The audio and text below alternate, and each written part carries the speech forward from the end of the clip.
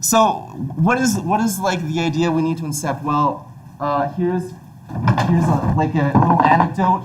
I was going out for like pizza with my friend in the middle of the night, and we were just talking about like what it takes to kind of like get good at stuff. And he's a writer, and I'm a drawer, I guess. And I was saying that not only do you need to just like work very hard, but you need to work very hard in the right ways. You need to work smart. So there's a level beneath just working hard, which is working hard at the right things, in the right progressions, in the right order, at the right time, right? And so what he said to that is he said, no, man, you need to figure out how to do that.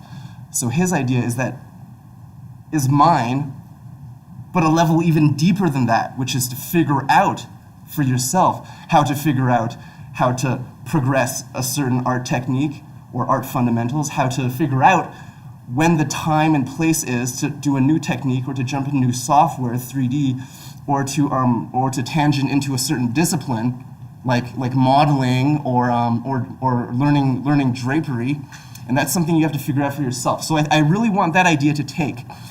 That the whole thing behind learning how to learn art or like finding these hacks in art, the best thing you could do for yourself is just to figure it out yourself, or to be willing to figure it out for yourself.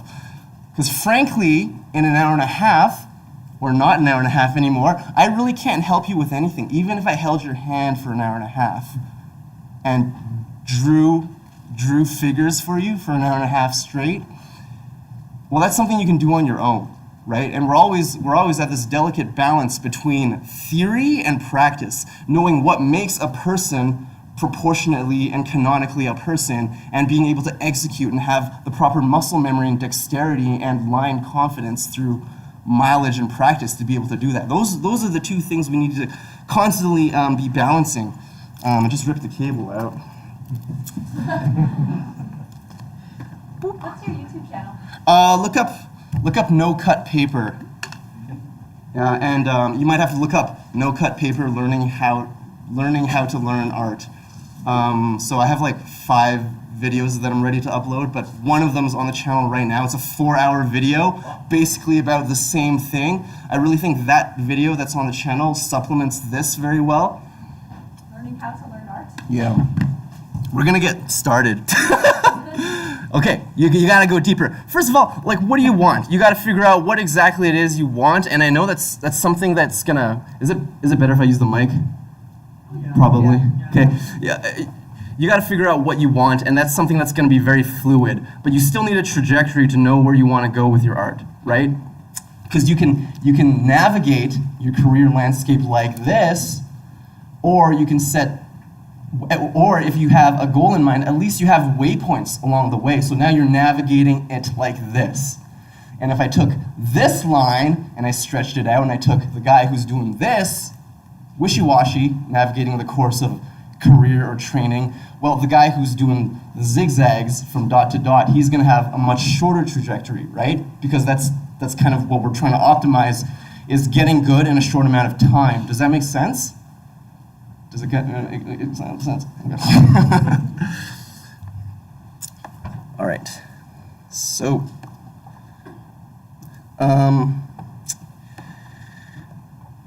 yeah, the thing with theory and the thing with practice is what we just discussed, is you walking this line, finding this delicate balance between the two. And what's the balance going to be like for each of you as an individual, as your own artist? That's going to be different, and nobody can tell you what that balance is, right? That's something you have to find for yourself. And that goes back to that first idea that we're planting, right, is to figure it out yourself. I don't like to get into like the, tough love, Gary Vaynerchuk mode voice, but if you can't figure out how to learn, you probably can't figure out how to learn art. You know what I mean? But it's not your fault. It's not your fault that we don't know how to learn properly. It's because we were never taught how to learn properly. It's just a very new field of study. It's a strange field of study because it involves so many sciences coming together: behavioral science, psychology, cognitive science, neuroscience. I'm sure there's a few other ones in there. Robotics? No. and that's why it's kind of like this kind of nebulous topic, the science of learning, right? So most of it is still considered learning theory because, it's based on science, but there's still so much we don't understand, and it's not a hard and fast rule or a hard and fast truth, but it's just good practice. And I want you to take all this stuff just as it is. It's just good practice, and it might work for you, it might not work for you, but at least you'll be equipped.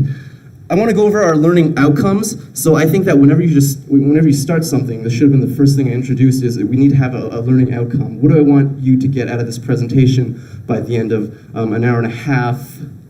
And what is a good learning outcome for us is for you to feel that you are equipped to start programming training, laying out a schedule for how you want to develop artistically for yourself.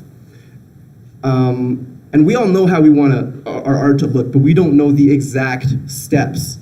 You know what I mean? We don't have steps 1 to 10. In fact, it's not steps 1 to 10, it's more like steps 1 to 100. But I'm hoping that by the end of this, you get the theory and the ideas in place for you to map out steps 1 to 100, and each half step in between as well.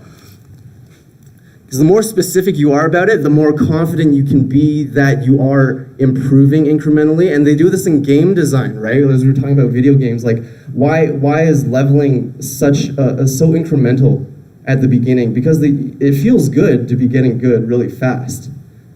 Like it's just simple.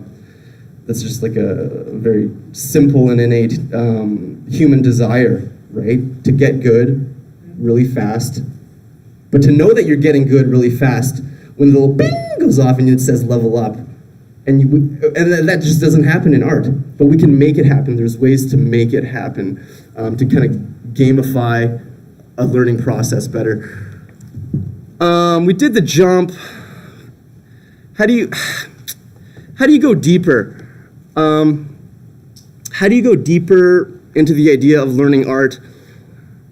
The first thing to talk about is to know yourself. Like I said, you really got to take your time to explore exactly what it is that you want to go, even if that means not drawing, not painting for a month, right? Just taking a month to watch movies, read books, read manga, play games, figure out some of your favorite, your art heroes, lay them out on a PDF, compile them all together in a document, like physically manifest these ideas you have in your mind, and then you'll start noticing patterns between all these things. So this is the first thing that I think is a really good idea to do. Boop, boop, boop. Oh no, never do that. Never do that. You should always start your day right going on a Facebook. First thing in the morning, Facebook. Check the feed. 2 hours later, move on with your day.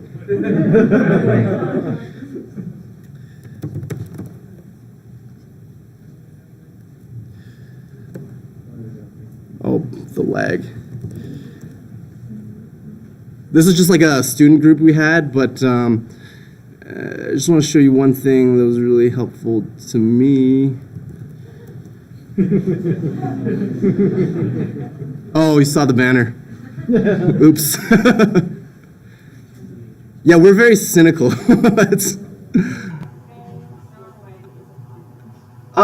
It's hard to talk about art education without also getting to a discussion of institutional art education. If I say learn art, many of you will think learn art at art school, right? Makes sense. Do you need to go to art school to learn art? The answer is no. That's a short answer. The long answer is no. And then there's the complicated answer, which is that art education will always, institutionalized art education will always be a decade behind the art market, right? By the time let's say Star Wars, by the time the next Art of Han Solo book comes out, keep in mind that is not up to date. And you're flipping through the books, you're looking at the industry techniques and styles and kind of level of quality of standard that's being presented in that book. Keep in mind that movie's been in development, and that's pre-production, so that's at least like 2 or 3 years old already. Yeah, question? Do you think, like, in art institutions, how they teach the fundamentals changes drastically? Like, You would think that the fundamentals shouldn't change drastically, but I've seen it like, different learning techniques. I've seen it really go all across the board. So that kind of inconsistency is a real issue for you to be investing 40 hours of your time into 2 assignments, and more importantly, it's your time, but also money too. You're paying like, I don't know, $30K for a degree that might not be really optimal. You know what I mean? And you'll know if it's optimal or not just by looking at alumni's work. If you see a lot of laterality in their work, like this kid's really good, but this kid's not that good, right? That might be okay. What you need to do is you need to assess verticality in alumni work. So you need to look at what they were drawing like going into school and what they're drawing like coming out of school, and then go lateral with your verticality. So then look at everyone else's improvement, and if everyone else is improving at a more or less same rate of growth, then yeah, the school's probably doing something right. But in my experience, I've seen it like this. I've also seen it like this. I've seen some people's art like not change at all in 4 years. In 4 years and $50,000 of debt later, their art is basically the same, save for the mileage that they did doing a few assignments here and there, maybe picking up on a new technique, maybe learning a new software. But guess what? Like, anyone can learn Photoshop, anyone can learn ZBrush, anyone can learn Maya, and you can learn it in a month. Okay, so that is not the deciding factor of whether or not you'll be successful as an artist. How well you pick up programs, don't even worry about it. Just focus on pen and paper stuff. That's the thing that takes the most mileage. Sorry, yeah, please. I was just saying, Please. Oh, what did you say? pencil and paper. Yeah, pencil bit, you got it. He's got it. So I'm getting, whatever. Let's use my friend's post. So this is what you should do. Okay, you should find your favorite pieces. Find your favorite artists, and just put them on a page and just look at it. And try and organize them on a page in a logical manner. Obviously, your first 2 images are just going to smack down in the middle, who cares? But as you start spreading out from the middle, you'll start noticing a certain trends. So looking at Evan's list of inspirations, you can see that Evan's very much a painter. Can we agree that Evan's very much a painter? He likes painting, right? And he's a sci-fi fantasy illustrator. That's kind of the niche that he's into. But for me, when I did this activity, I started putting down stuff like Scott Pilgrim, like the comic book. Yo, the art in that comic sucks, but it's awesome. It's so good. Yeah, that makes sense, hey? But and then I'm putting stuff like Naruto down, and then I got these like crazy concept art guys down, and with these like high levels of polish, and that's when I kind of realized, oh, maybe I don't know what exactly it is that I want out of my personal art and my personal goals with art. Maybe I need to look at it again, because I'm having a lot of narrative work in my mood board, and it's not so much just technical pieces like a good painting or a good drawing. It's a lot of narrative work, like stories I like, movies I like Satoshi Kon, Paprika, Inception. You got. Paprika did it better than. Yeah, Paprika did it first. I think he's directly quoted Paprika as being a direct inspiration to Inception, which is pretty cool. Here's our learning outcomes: self-programming and confidence. Okay, being confident that whatever you're doing, whatever training regime or method you've laid out for yourself is the right one, and it is the right one because you're the one who laid it out. So a huge problem when going to school is that, like, let's say I'm in school, right? I want to design a program. What am I selling? I'm not selling any new information because all this shit's on the internet for free, right? I'm not selling information. What I'm selling instead as a school is a curation of information. A curation of information and a curriculum that I've designed and a progression that I've designed of this information that I've taken from myself or the internet. So that's what you're really buying when you're going to school, right? And if you're trying to make a one-size-fits-all curriculum or a curation of information, then guess what? You're actually making something. If you're trying to make something for everyone, you're actually making something for no one at all. You know what I mean? That's the problem. And that's fine. You can take a very generalized program for no one at all, but would you pay $50,000 for a no one at all program? No, dude. You can get one-on-one mentoring, right? And that's a tailored program. Or you can just learn this stuff yourself and program for yourself. That's a tailored program. And guess what? The more you program for yourself, the more better you'll get at programming for yourself. So it's very much a crutch going through school where you're just like, oh, I'll just wait and see what the teachers tell me, and I'll wait and see what the next assignment is because that's probably the right thing to do for where I'm going, where my art is at right now. Yo, that shit does not change. There's a lot of red tape for them to bend an assignment or a program this way or another, depending completely on the teacher, the department, the school. There's too many variables to say that that's a worthwhile investment of your money, but more importantly, your time. Okay, so that's kind of what incepted this presentation, is this whole notion that your art education, institutional art education, is just like not working. So what is optimal? Optimal is making the most out of your time and getting the most results for it. This entire panel was actually just a huge orchestration, an elaborate attempt for me to just rant about art school, if you haven't noticed. It's going pretty bad so far. Thanks for coming, you guys. MMA. There's three things that we got to think about when we're approaching learning art for ourselves, and we're going to start from general to specific again. General is mindset. Are we in a proper mindset for learning art? The next level down is the metagame. Okay, like what is our strategy looking at what everyone else is doing, what's worked and what's not worked, and what is our strategy assessing that information and doing it for ourselves. And then the next level down, this is the most specific, is the activity. What is the actual study or art exercise that we should be doing for ourselves to improve them? You want to start with your mindset, go into the metagame, and then go into the activity. Let me give you an example of this weird flowchart, the mindset meta to activity idea. Let's start with a really general idea. Here's a really general idea. So we always start with your goal. In our case, it's improving art, but let's say our goal is more general and it's just to become a better person. Okay? Here's what you do. Okay.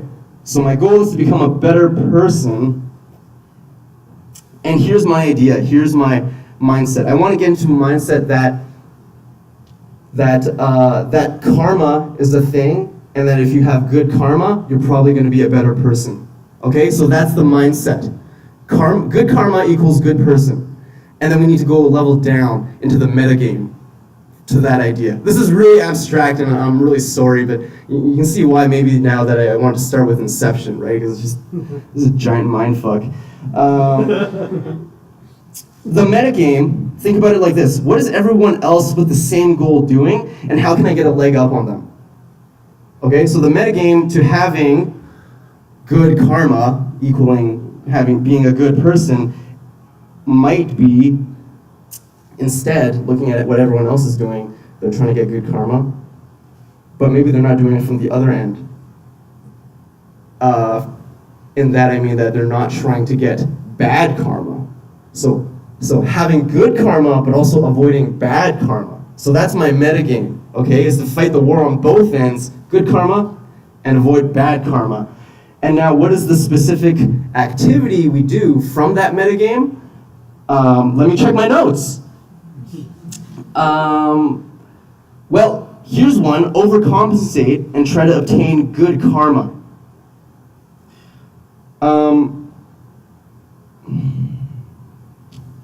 Yeah, so to overcompensate and try and have good karma.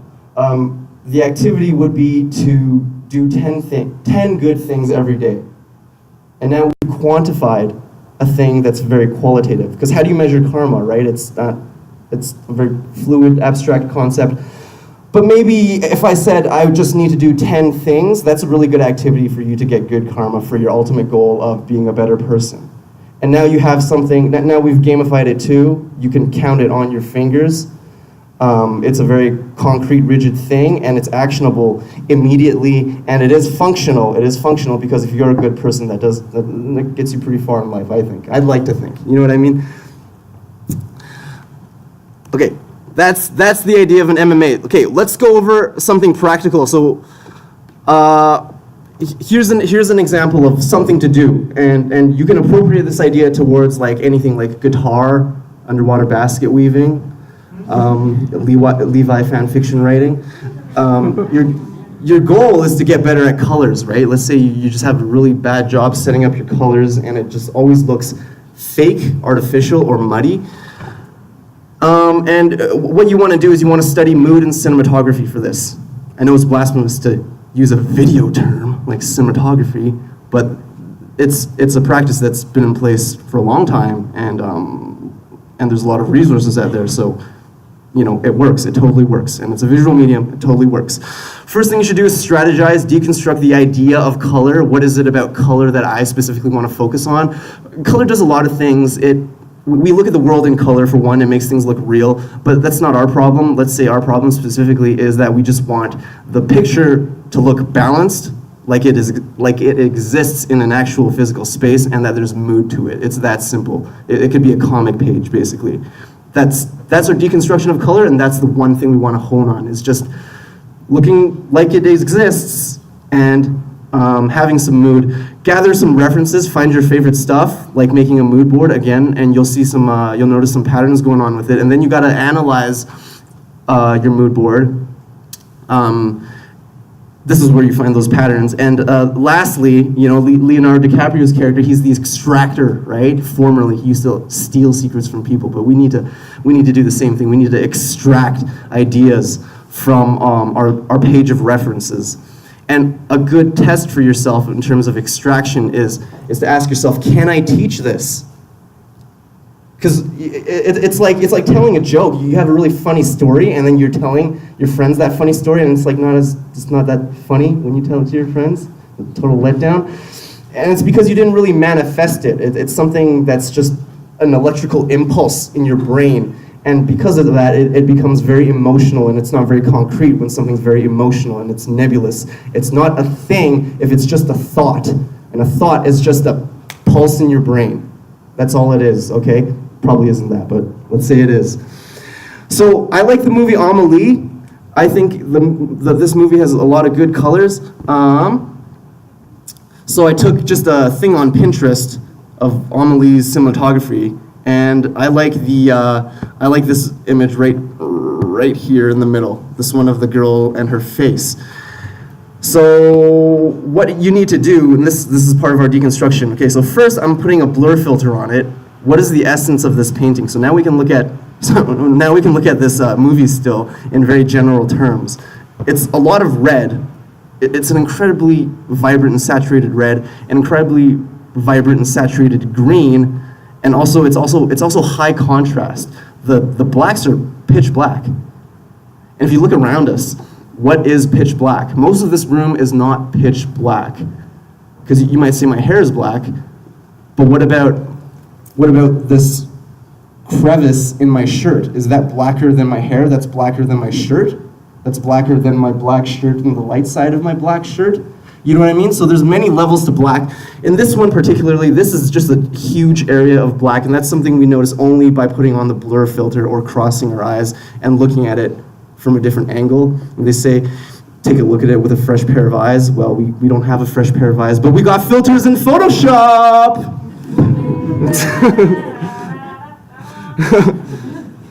So this is a denoise filter, this next one down, and it just removes detail. And again, it's another way to look at it more generally. The next one down is the cutout filter. This makes it look really graphic, like a comic book page. So you might consider, You might consider, throwing a cutout filter over your image, again, to look at it in terms of shapes, because all painting is just designing with shapes, right? And now we have very distinct shapes with hard lines, hard edges, that are all compartmentalized as its own unit. And just keep in mind that an image, if you want to make an image look good, you first need to have it look good as a bunch of shapes before you can make it look good as a fully rendered and realized painting.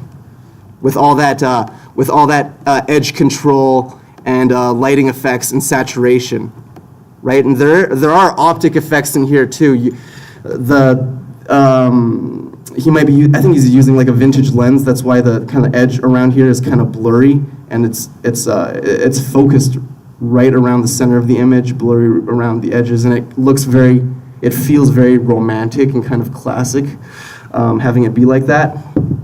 That's another technicality to this that you might only find through analysis. And then the last one I used was just, it's a mosaic filter, and it just turns it into a giant tiled painting, or a bunch of tiles, kind of like pixel art. And yeah, and this is a good one to just realize, to not look at it in terms of a girl in an environment, but to look at it in terms of color and placement. And look at this, we have a pretty good composition here, because if we follow the black is leading us, maybe it's better if I just point it here.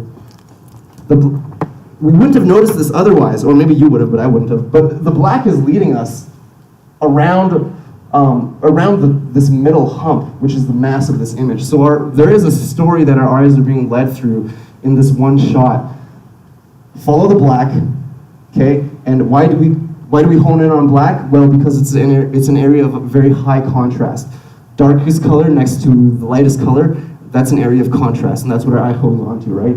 Why might you be focused on me right now is because I'm a very high area of contrast. Half of me is illuminated and the other half is not. So when the value range is that wide, you know that that's an area of contrast. Here's an area of contrast here. Here's an area of contrast here. That light and this dark, we know that we're meant to follow this frame through that way with our eye, and we know that this is an optic focus for us right in the middle of the image. Yes, for one, because it's in the middle, but also because it's got the highest contrast. Okay, so so that's all the legwork that we've done, and this is still the example, by the way. We haven't even started painting or drawing. That's the kind of analysis that I think you really need to do when starting a study, or starting to consider doing a study, or an exercise, or a drawing, or a copy of someone you admire's work. The next step for our specific example would be to try and copy the colors. Now, something that people get hung up on when doing studies is that you're doing too much. Okay? So when you're studying, you're doing too much and you need to do less.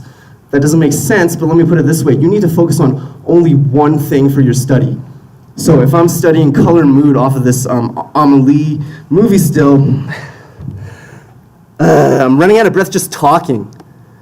Does that happen to anyone? So I turn the image black and white and I put on a find edges filter, which basically turns it into line art. And you can also do this just with pen and paper, just photocopying the image, tracing paper over it, and just draw in the lines, like trace it. And you could do that digitally too. I'd say just trace the image. Because some people, when they're doing studies, when they're doing a color study, they'll try and sight size the image. You know, when you'll place two of them right beside each other, and you'll try and draw it accurately with every single line without copying or, quote unquote cheating, because if you trace, it's cheating, but you're not making art. If I finish this painting, it's not art. I'm not gonna hang it up on my wall. I'll maybe post it on social media, but it doesn't mean anything aside from the fact that I did a study. This is a study, not a piece of art, okay? So it doesn't need to be authentic. It doesn't need to be your soul. It just needs to have a clear objective that you can fulfill. That's what makes it a good study. And our study isn't isn't to cite size, shapes, and line art and draw accurately. That's not the point of the study. It's about the colors, right? So you want to do whatever you can to make the study solely about colors, picking colors. And one more thing I'll add to this idea of doing studies is that you should make rules for yourself along the way as they come up. For example, if I'm painting in this this study over the line art, I'm noticing that I'm doing a really bad job of reading colors, and there's a real tendency just to color pick off of the reference image to fill it in, right? It's really easy to do that. And that's the problem because it's really easy and anyone can do that, but it doesn't help you learn colors and mood. You can give yourself a game. You can give yourself a three attempt rule, which is to say that you're going to try and guess the color 3 times, and then on your 3rd attempt, if that doesn't work, then you're going to go and color pick the color, put it down right beside the 2, and then you can compare those 2 colors. Does that make sense? Yeah. So the more deliberate you make this exercise, the more of a learning experience or learning event it's going to be. And that is the term that that people in the area of learning research use. They call it a learning event. And this is the difference between a thing that happened and an event, is that you can really remember an event because you were there and you were present, physically and mentally. And we got to do the same thing for us in studying art. We have to be there, present physically and mentally, not if we're tuning into a podcast or got Netflix on in the background. That's not us being there physically and mentally. That's us there passively drawing. But also to that idea, I don't think it's a bad idea to draw listening to audiobooks or watching a movie on Netflix, because the idea of stamina, if you don't have a lot of stamina, if you don't have a lot of focus when you're studying, like me, then that's a really great way to ease yourself into focus. Okay, start off watching a movie and drawing, and then maybe move on to audiobook and drawing, and then maybe move on to podcast and drawing, and then maybe move on to just like ambient music and drawing, and then maybe move on to white noise, just an hour of white noise, and then drawing, and then complete silence and drawing. Does that make sense? And you give yourself these training wheels to progress yourself into a thing that you want to do with incredibly incremental baby steps at a time. But that's what makes you feel better about yourself, and that's half the battle, is just like having the courage to try something new, because we're all pussies, man. Like I'm afraid to do an actual painting because I just don't know what to do. But if we set goals for ourselves, one thing at a time, dude, by the end of the year, that'll be 365 new things that I've done. You know what I mean? That'll be 365 steps closer to my goal. But we don't think about it that way. We just think about I'm just going to draw until I get good. But how good is good? It's hard because art is qualitative. But we can make it quantitative, and that's kind of the point. Okay, I just want to take a quick break right now from what we're talking about, and I want us to gear it more towards what you guys want, because I know that's a lot of theory and a lot of bullshit, kind of. But I think it's the important stuff, and I know I'm not the best at presenting it, but honestly, I haven't seen anyone else kind of put this information together, contextualized in art education. So I'm not the best at it, but I haven't seen anyone else do it, so I got to do it, and maybe someone will build up on this who's better and more smarter than me. What should we do more of, and what should we do less of? Anyone? Or should we keep going talking about this kind of stuff? Yeah, keep going. You think keep going? I think so. Really? So I'm not crazy?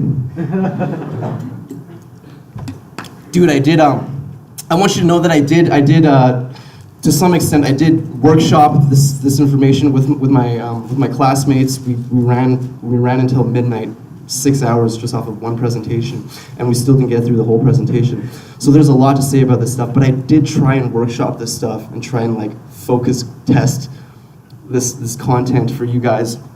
And I did put up an old YouTube video where I was just soliciting feedback from the comments, and that was really good. So it's a complete, it really is just like such a process, trying to make this stuff useful and functional and actionable immediately for us, especially because it's such a new idea, I think. The idea of programming art training for ourselves. You can walk into a gym. You can walk into a gym and you see a bunch of meathead gym bros, but they've all got their little workout journal. They got their workout journal. They got a little grid in the workout journal. They got their workout. They got their exercise. They got how many sets, how many reps they're gonna do with it. They got their tempo down, 3, 2, 1. Okay, they got 3 on the exertion, 1 on the pause, and 2 down on the eccentric, whatever it's called. And they have it down to that level of specificity, such that you could graph a gym bro's progress, and you would see them improve over time, and you would see the plateaus over time. And when you see the plateaus, you know that their coach is going to program some sort of overstimulus in their training to force adaptation to make this plateau into whatever this is, an improvement, right? And I refuse to believe that a bunch of meathead gym bros are doing it better than a group of artists. Because the gym community is completely toxic, and the art community is so tightened together. I refuse to believe that we're not doing it as smart as a bunch of gym bros in the gym. Gym bros in the gym, where else do you find them? Moving up and down the MMA ladder,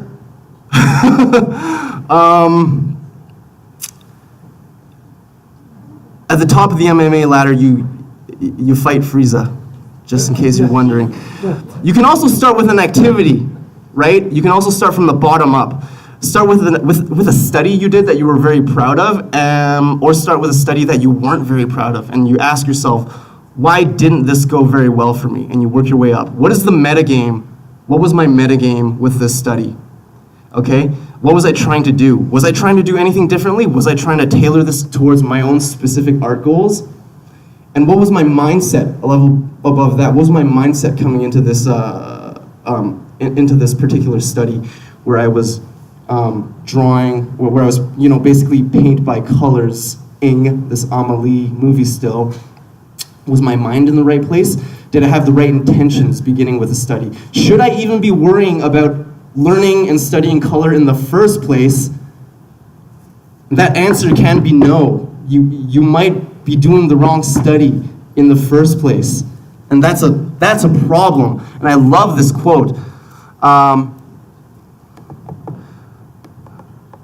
So this artist, Peter Moorbacher, has anyone heard of Angelarium? Pete Moorbacher? Yeah. Cool. Yeah, I love his stuff. Look at this dude. Yo, what's wrong with this guy? He's like, he's quoted to be directly inspired by Evangelion for a lot of his pieces, so you can kind of see the resemblance. How's that even possible? Can't even make my elbows touch. But Pete Moorbacher says, so he does do mentorships, and for $600 a month, you can get specific feedback from Peter Moorbacher.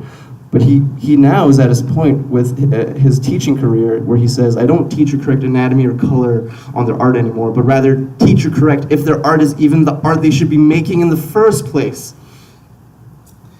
This goes back to the whole idea of know yourself and mapping trajectories along the way with your career. Because if you there's something to be said about just like, going with the flow and seeing where art takes you, but it's still good to have waypoints along the way. You're gonna get there way faster if you are more goal-orientated than the person who's wishy-washy, going and exploring every single little thing that comes into their life that distracts them from their true goal. And especially in this day and age, there's just a lot of distractions, right? You could read a good manga and be like, I want to be a mangaka now. You can watch Infinity War and be like, I want to be a film director now. So then you go on off a tangent studying film and stuff. But if that isn't your craft, then you might have been wasting your time. Okay? Here's how to know if something is your craft. Think about what you're spending your time doing and practicing. Okay? So that's one. What am I spending my time doing and practicing? And number two is, what do you like spending your time experimenting or muddling around with? And if you have a different answer for these two things, then that might be a red flag that you might be going down a distracted trajectory. You know what I mean? And it might be cause to kind of take a step back, look back, so you can see the bigger picture and to refocus where exactly you're going in your art, where you want to go in your art. And the point of that is, the big point of that is the second thing I said. What do you like experimenting with? What do you have fun experimenting with?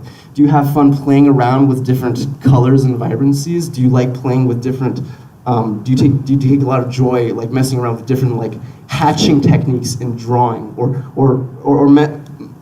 messing around with different ways to map line work in drawing? Or is it something else completely? Do you mostly enjoy writing weird stories, writing weird ideas for stories, and yet you spend your time drawing and practicing drawing? Well, that's a red flag, because now you know that your craft is storytelling, because that's what you enjoy experimenting with, and that's what you probably be good at, because that's what you will probably innovate on, is the things that you experiment on, right? That's your craft. That's what you want to be paid for, and it's not drawing. Art is just kind of a stepping stone to that point. But what are you going to do? Let's say you want to be a comic artist. What are you going to do though? Like, am I just going to start making comics even though my art sucks? No, I don't think that's advisable. You know now through that exercise that there are two facets to this, right? Comics and deconstructing comics. We got art and story, words and pictures. So now you know that you're focusing way too much of your time on the pictures component and not so much on the story component, and that you need to be, developing both. And seeing both grow and play off of each other, and because that's what comics is, right? And you need to have that back and forth all along the way with your learning process as well, and not just the final product. And seeing these two things come together. Does anyone know what the difference is between a drill and a scrimmage? Drill scrimmage? Are we talking about like rugby? Sure. Like a drill is like practicing over and over the same thing again, like a defensive line in football would go and they'd keep doing the same things over again. And then a scrimmage is actually applying what you did in the drills to the game itself. That's a great answer.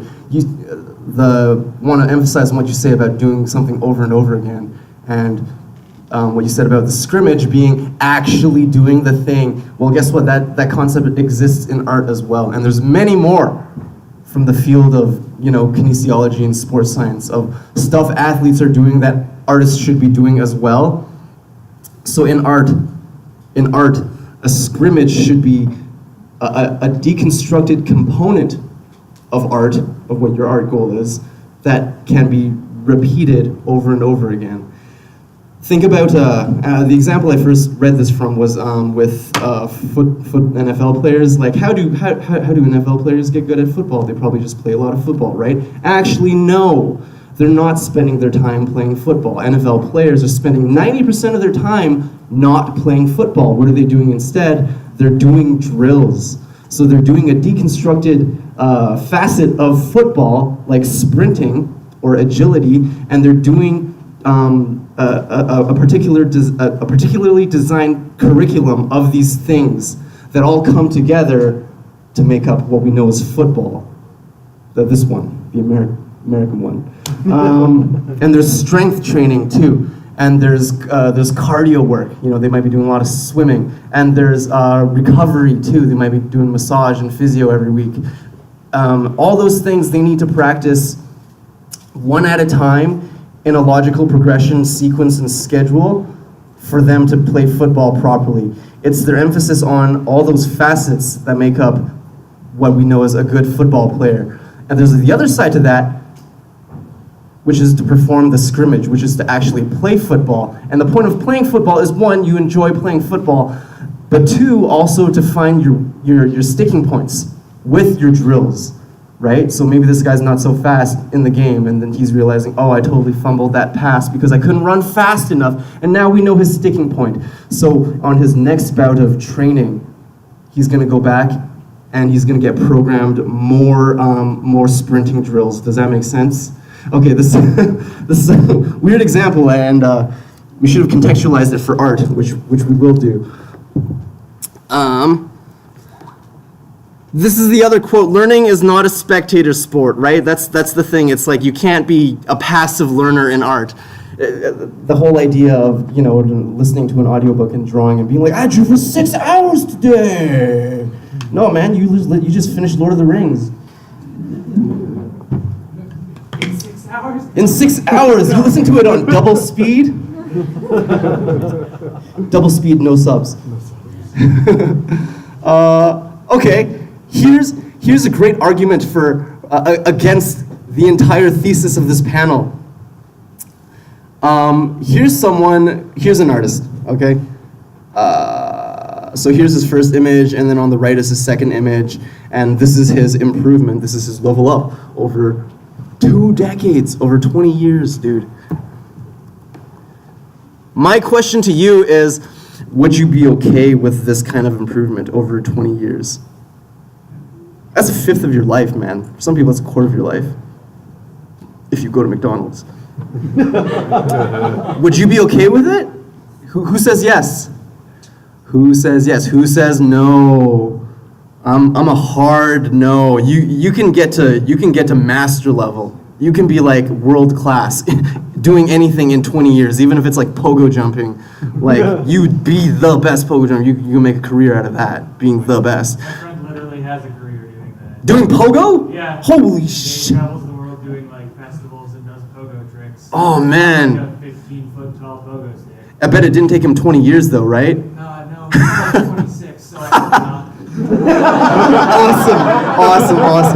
Awesome. Well, here's the thing, man. The artist who drew this, I forgot his name, and I also can't pronounce it, but it's the guy who did Berserk. These are panels from Berserk. This is the first issue of Berserk, and here's the latest chapter of Berserk. Okay? And to that guy, for our discussion, we're saying, does it matter that he's improved this much in art? No, that's completely the wrong question to be asking. Our discussion in the context of the Berserk author should be, is his story going the way he wants it to, right? So you have to be very aware of this mental discussion in your head. Yeah? Could there be something to be said about trying to remain consistent with the same story? Or is this just his art in general still consistently looks like this? That's a great point. Yeah, that's a great point. See, I don't know, and this is that variable, right? And it depends on the artist. How much do you care about getting good? That might be my question for him. How much does he care about getting good? And how much does he care about telling a good story? And I would think that if he were here right now, he just wants to tell a good story. And it's not about the art. And here's someone who, even though I haven't read Berserk, here's someone who has the self-awareness to know that his craft is story and not so much the art. And the art just happens to be a vessel for his story. And so yes, he did have to bust his balls learning art, but he always knew in the back of his mind that his craft was to learn art for story. And that again is us taking a step back and always keeping in mind the bigger picture of what we're trying to do, what we want to do with our art. I'm just curious, who here, what is it that you guys want to do with art specifically? Who hands up for like game design or game dev? Cool. How about like comics? Comics? Nice. How about like just making like fan art, making like illustrations? Right on. Am I missing anything? Fine art? Yeah, cool. Am I missing anyone? What did I miss? Oh, totally, animation. Yeah, animation. What else? Animation, okay, right on. Yeah, animation's like, huge. Animation is the culmination of many, many different things. Animation and I think game development are up there in in my mind in terms of like elite art forms. Am I missing anything else? Are we missing anything else? That's good for now. Okay, so always keep that in mind. Never forget that you're in it for animation, you're in it for comics, you're in it for storytelling, or you're in it for art. What is a person who is in art for the sake of art? Who is that person? Right? I don't think that's any of us in this room, because I know what that person looks like. Here's what that person looks like. This isn't actually what he looks like, but...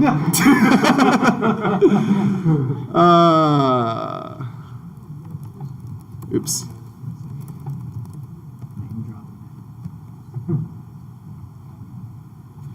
Someone who's in art just for the sake of art is a classical artist, right? Is going to be a classical painter and a classical drawer. And I assume that none of you want to make a career out of doing oil portrait commissions for people or selling sketchbooks of naked muscle dudes, like twisting like this, charcoal drawings of that. I'm assuming that's not a lot of us here, right? That's art. That's being in art for the sake of art. And we gotta understand that for a lot of us here, our crowd is, we're in art for the sake of something else, right? And always keep that in mind. Can we agree though, can we all agree that if you can draw and paint like this guy, you could probably do comics, you could probably do concept art, and you could probably do webcomics, you could probably be doing sort of going into visual development, doing fan art. I'm sure Jeff Watts would do great fan art. You know what I mean? Just find a good model and costume him up and then invent the rest.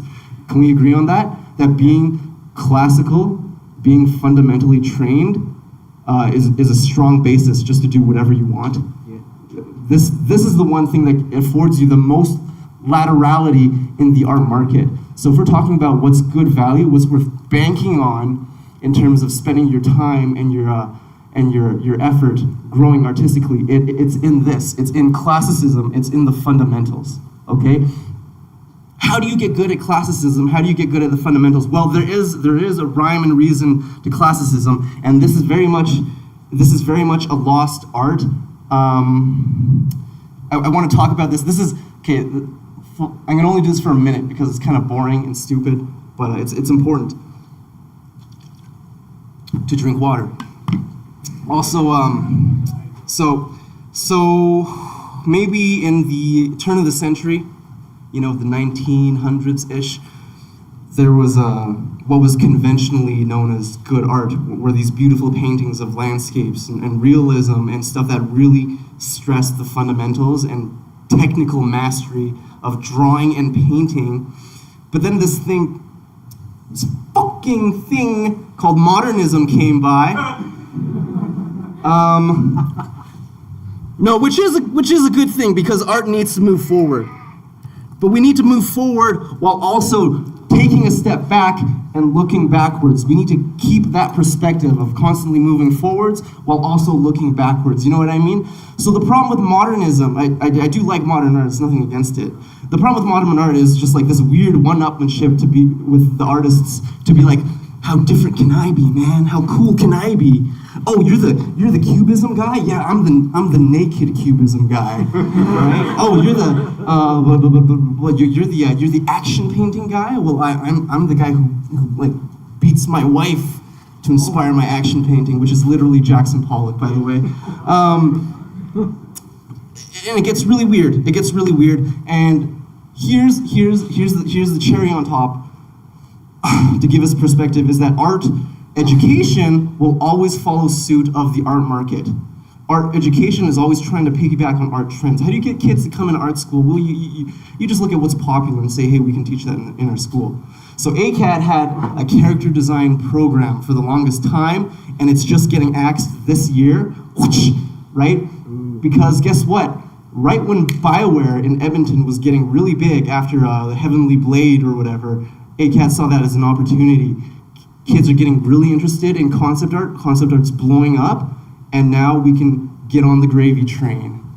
Get some kids into into the system, you know what I mean? You want to be in the system, right? You want to be in the system? So, with modern art, guess what art schools did? Oh, people like to be conceptual. We teach conceptual thinking here at school. We teach conceptual art. We teach you how to be weird, and we teach you how to have a unique voice, but you're forgetting that you have to still draw and paint properly to communicate visually. So it really hurts my heart when I see like these really cool paintings with like a good idea, like, you know, a person, he's like screaming, and his eye, it looks like it's a painting, it's a traditional painting, but his eye is just glitching off of the canvas. You know what I mean? But this person can't draw or paint with shit, so it just looks like a weird kid's drawing, and his face looks like Benedict Cumberbatch, his chin just drooping off of the canvas because this person never learned to size properly. He didn't learn Canon face proportions, or he didn't even bother to take references because he didn't learn a proper process for doing imaginative or inventive work. You know what I mean? So that's the crutch. Well, it's not the crutch, but that's the downside to all of this. But it's so deep. But it's so deep, man.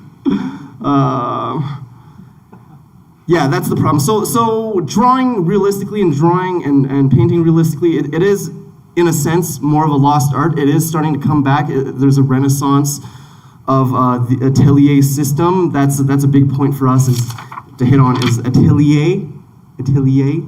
And back in the Renaissance days, the students would congregate to a master painter. And they would basically do like the grunt work, you know, like grind my pigments and mix egg yolk into it to make my paint and stuff and clean up the workshop. But also, you can do the backgrounds on my paintings, because I don't really care. Or you can set up the models. And then as they apprentice more and more, then they take on bigger and bigger jobs. Okay, now you're doing the lay-in for my painting, okay? And I'm gonna teach you the whole way through.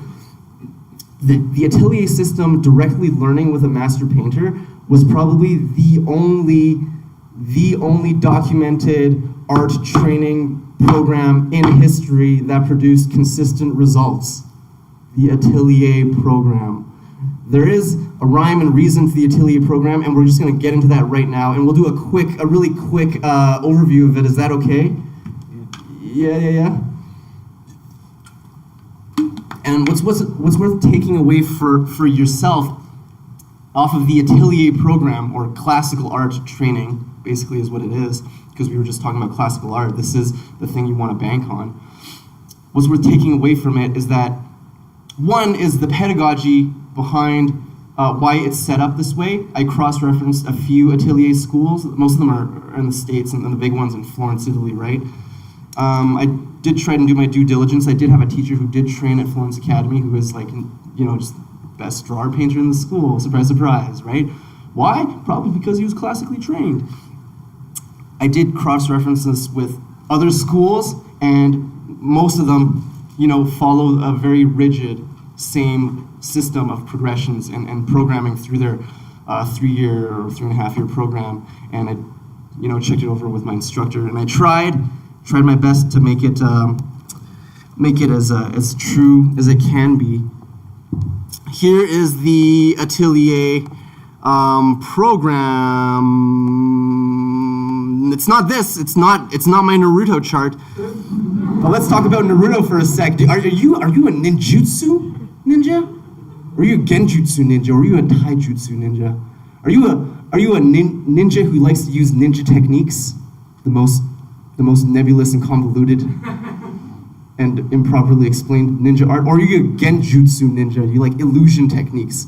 Or are you a taijutsu ninja? You like Rock Lee? It's just raw combat techniques. Here's what I've laid. It's just a weird way of thinking about things, but it might give you some perspective. Let's say you have 5 points, and you can divvy up your 5 points into any of these 3 skill trees. Where would you divvy them up into? Because you could go ninjutsu, you could learn ZBrush and Maya. These are very comprehensive, versatile ninja techniques. These are 3D softwares. These are complete digital creative suites, right? You can do that and make a very convincing environment with the lighting set up for you. You don't need to know anything about physics, space, color, and light, because the 3D engine does it for you, and the renderer does it for you. Just have a good graphics card. Or are you okay being a genjutsu ninja, which is, the illusion techniques? Add noise is kind of a cliche that gets used a lot in concept art, where it looks kind of grainy, so it kind of looks like it's done on film stock, kind of an overdone technique, along with chromatic aberration on the sides. You see those like rainbow bands, just as an optic defect, because that looks more filmic.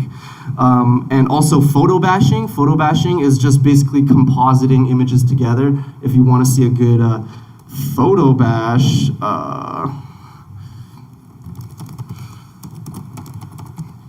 Last of Us concept arts. These are beautiful, right? Like, this person is a good designer, but this person did not paint 90% of this image. These are just photos.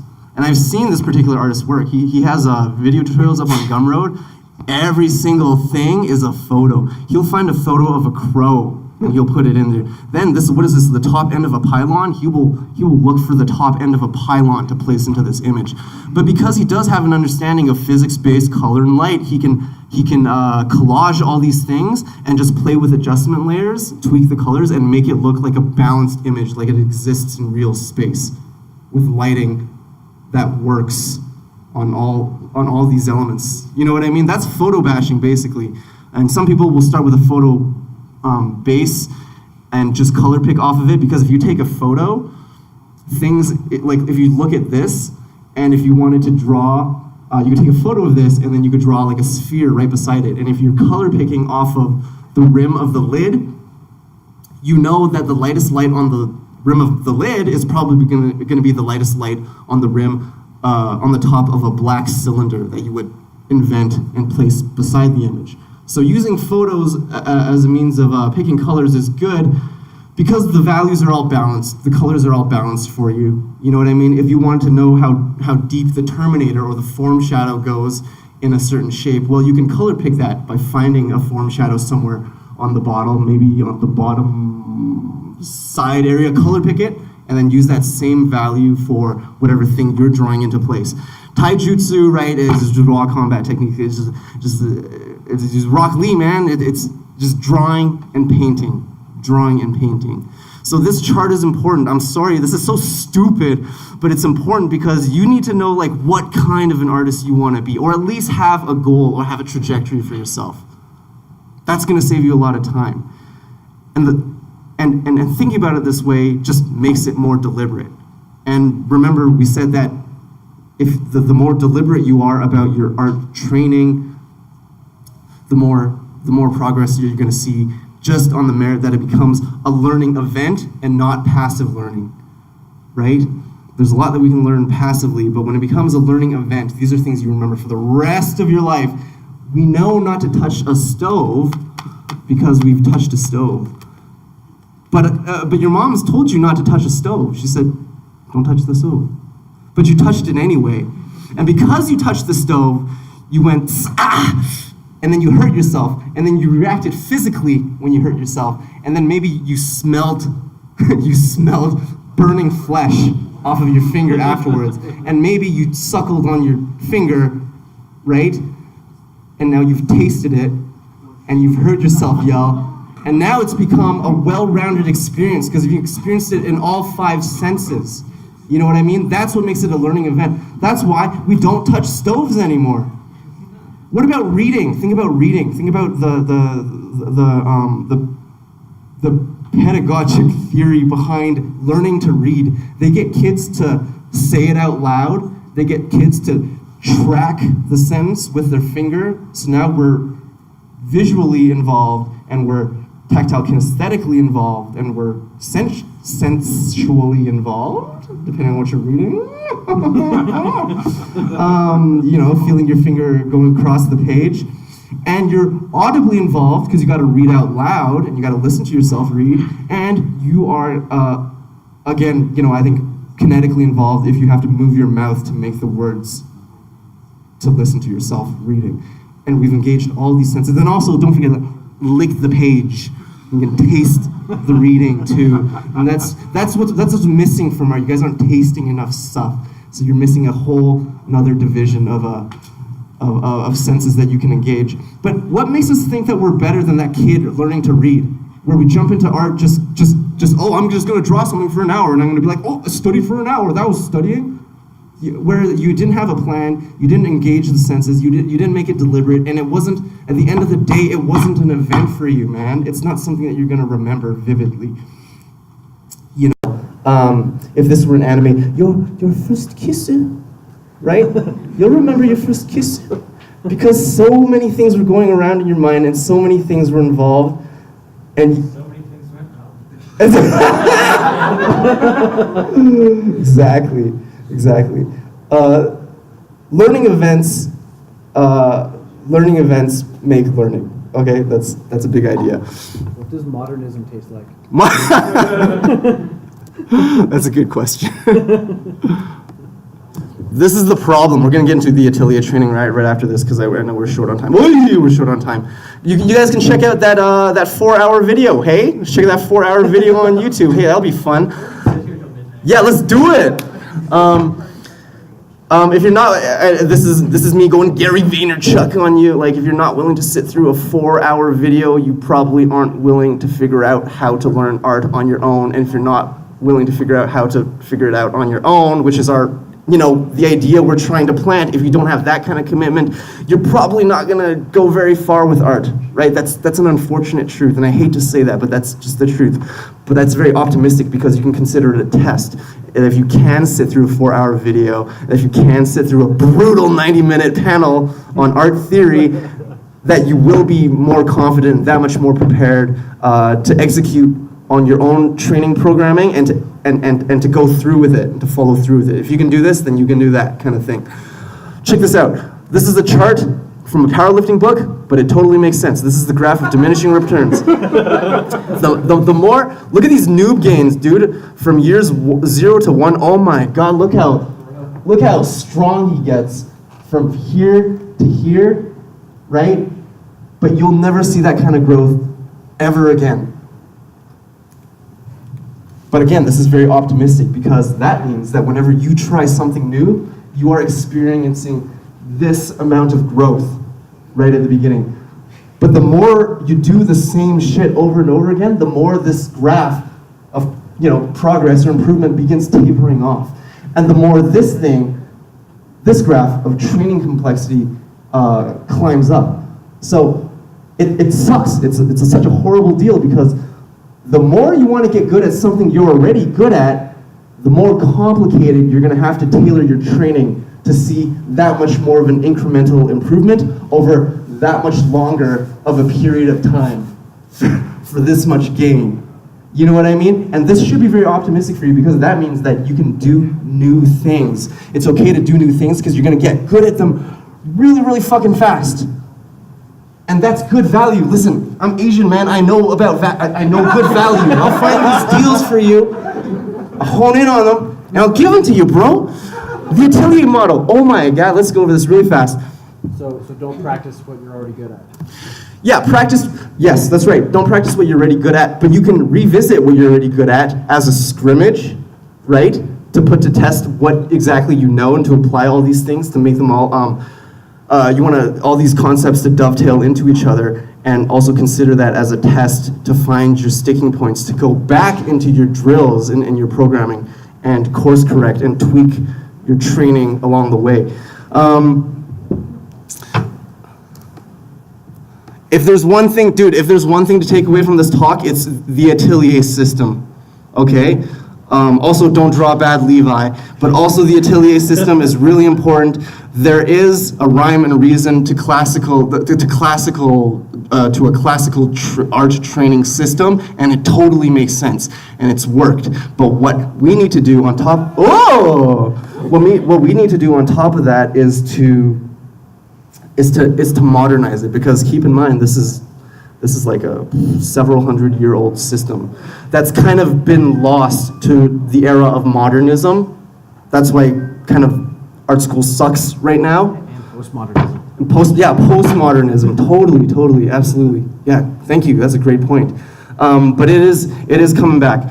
Okay, first you're doing a thing called Barg's drawing. You're doing look at this. You're doing you're drawing lines. You're looking. The Barg's drawing system is basically copying things from a book onto a piece of paper. So you're translating a 2D thing with lines to represent 2D shapes, and then you're using 2D shapes to represent a 2D image, and that 2D image with one tone would represent a 3D form. Here's a better example. Look, this is just black and white and lines, right? But you're copying, you want to start off really simple. You want to copy something as a flat image and translate it to a flat image. Great place to start, okay? And one value, one tone, okay? And guess what? That is exactly what comics are. And your favorite manga, that is the technique behind your favorite manga. And then we get into the next step up from there in the classical training system is 3D shape, 3D lines. Is a cast drawing. You're drawing off of a 3D thing now. You're trying to translate a 3D thing into a 2D thing with lines to represent 2D shapes, to represent a 2D image with one tone, which would represent a 3D shape. Does that make sense? No? There's no time to go back. Sorry. I want to give you guys just some stuff to say thank you at the end, so we might just cut it a bit earlier as soon as I finish this. And then you're doing still life studies. Okay, that throws a wrench in things. What we're doing is we're just throwing in new wrenches into every step up along the way. Once you're doing a still life study, well, now you have to consider material, right? Because a white cast is always going to be a white cast. But now how is the luster of a